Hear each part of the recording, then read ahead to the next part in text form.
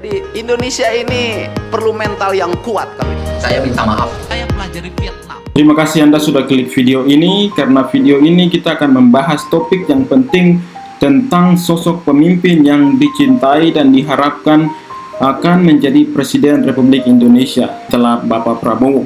Di tengah tantangan zaman dan kekecewaan rakyat terhadap banyaknya pemimpin yang hanya mementingkan kekuasaan, mementingkan kepentingan partai, mementingkan bisnis, mengamankan posisi untuk periode berikutnya, dan juga membagi-bagi jabatan, membagi posisi berdasarkan keluarga, berdasarkan kenalan, berdasarkan dukungan dan berbagai relasi yang ada, dan kita belum ada pada tahap di mana orang itu dipilih berdasarkan kemampuan, berdasarkan sistem meritokrasi.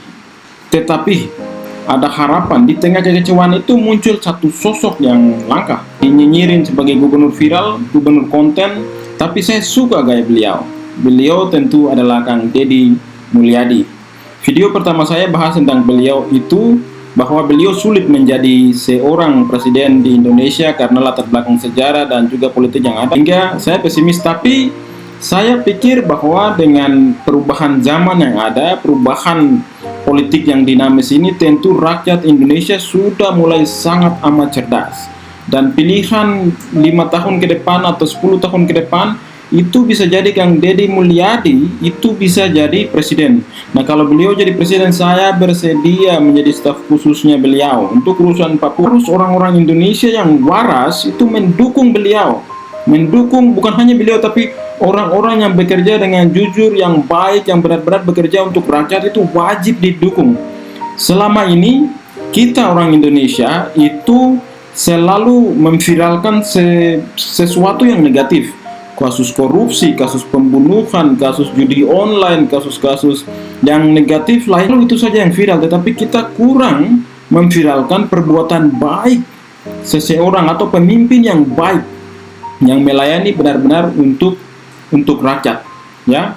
Jadi Kang Deddy Mulyadi ini, saya mau beliau tuh jadi presiden, ya.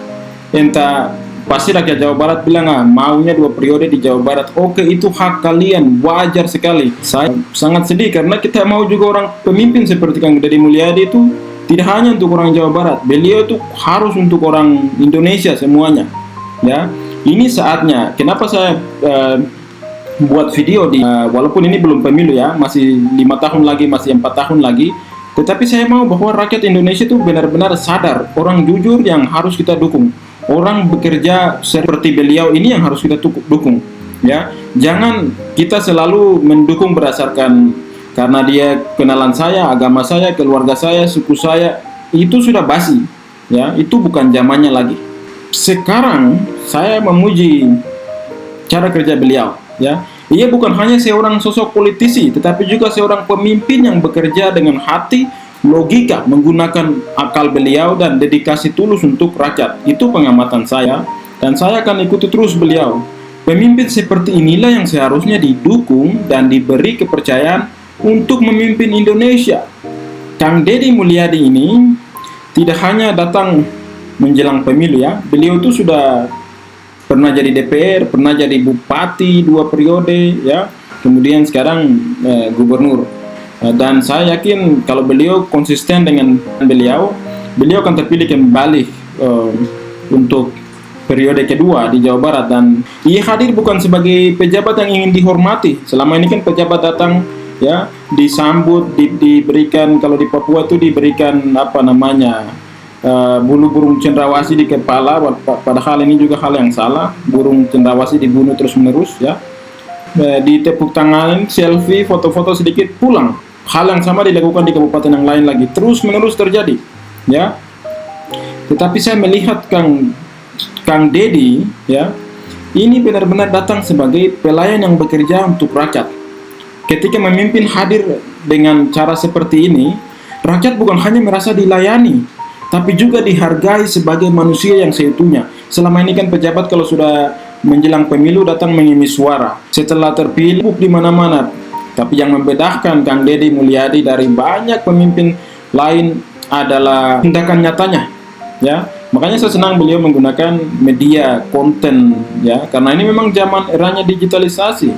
Rata-rata masyarakat punya handphone yang ya bisa internet, bisa nonton YouTube, dan juga berbagai media sosial lainnya, sehingga beliau itu sudah sangat-sangat relevan dengan perkembangan zaman, ya. Ia tidak menjual janji-janji kosong, ya, tidak bergantung pada pencitraan di media-media yang selama ini ada. Jadi ini juga pejabat yang menurut saya adalah pejabat yang sangat-sangat kreatif.